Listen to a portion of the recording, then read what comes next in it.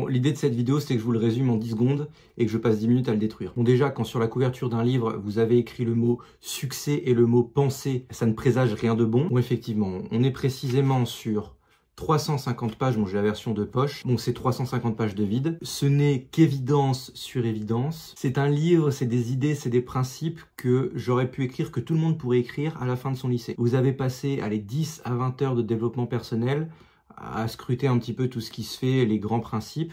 Vous pouvez écrire cette merde. Donc, comme promis, je vous épargne la lecture de ce livre et je vous le résume en 10 secondes. La pensée positive. En fait, tout le bouquin est construit sur le principe d'AMP. Donc, il laisse un petit peu le suspense au début, il ne nous dévoile pas exactement ce que c'est. Bon, ça va pas chercher très loin.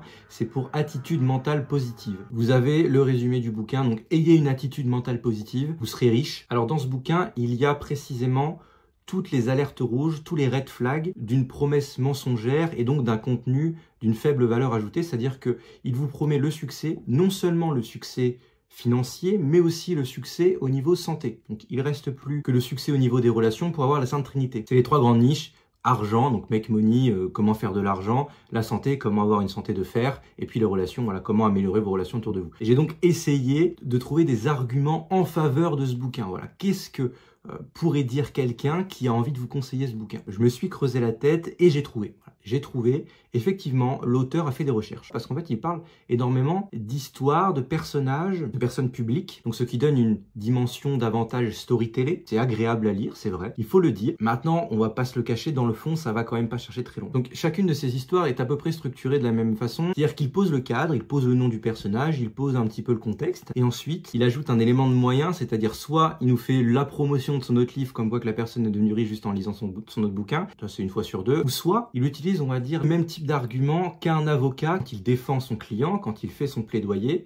Il va essayer d'arranger comme il le peut, comme il le souhaite, la réalité, pour faire en sorte que son client soit disculpé, ou en tout cas, il obtienne les résultats escomptés. Alors qu'en face, un argument, on va dire, normal est souvent justifié par une quête de vérité. On n'accommode pas comme ça une réalité à son objectif. Ça n'a aucun sens d'argumenter de cette façon. Mais lui, si. Alors, pendant les 350 pages, il va faire ça. Donc, voilà, je suis assez bouche bée par la quantité de mots, de caractères, de lettres qu'il y a dans ce bouquin pour finalement ne rien dire. En plus, honnêtement, 7,20 €.